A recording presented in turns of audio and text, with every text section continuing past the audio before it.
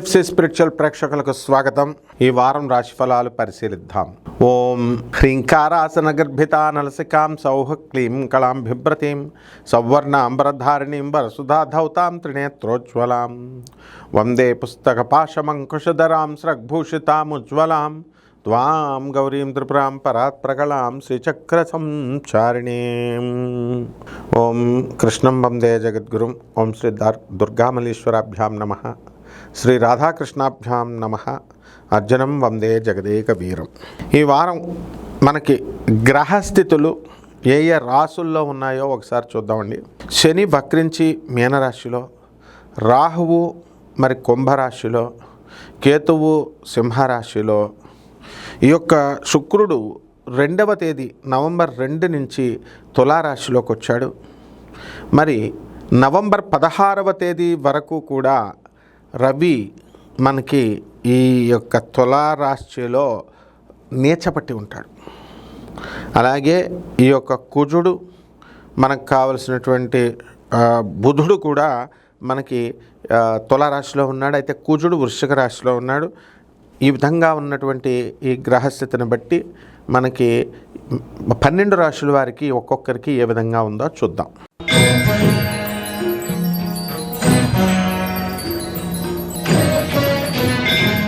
తులారాశి, ఈ తులారాశి వారికి అందరికీ కూడా మనకి జన్మంలో ఉన్నటువంటి శుక్రగ్రహ ప్రభావం వలన మృష్టాన్న భోజనాలు దొరకడం, ఆదాయాలు బాగా పెరగడం, మనశ్శాంతి ఎక్కువగా ఉండడం, ఇలాంటివన్నీ కూడా జరుగుతాయి.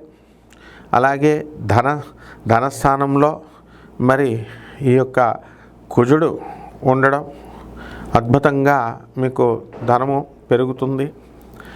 అదేవిధంగా బుధుడు కూడా మనకి తులారాశిలో, రవి నీచపట్టి ఉండడం, వీటి యొక్క కారణంగా మనకేమవుతుందంటే చక్కగా డెసిషన్స్ తీసుకోలేకపోతారు. మీరు సరైనటువంటివి, అనారోగ్యంగా ఉందేమో అని మీకు అనిపిస్తూ ఉంటుంది.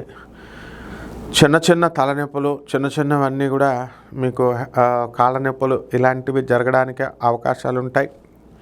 అలాగే కొత్త పరిచయాలు ఏర్పడతాయి. ఆ పరిచయాలు మంచియో కాదో చెక్ చేసుకోవాల్సినటువంటి అవసరం మీ పైన ఉంది.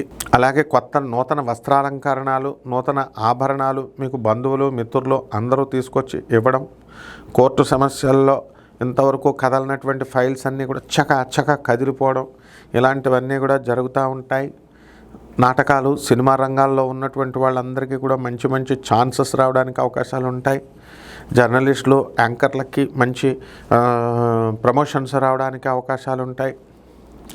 ఆ విధంగా ఈ యొక్క తులారాశి వారికి అందరికీ కూడా మీకు భక్తి బాగా పెరిగిపోతుంది.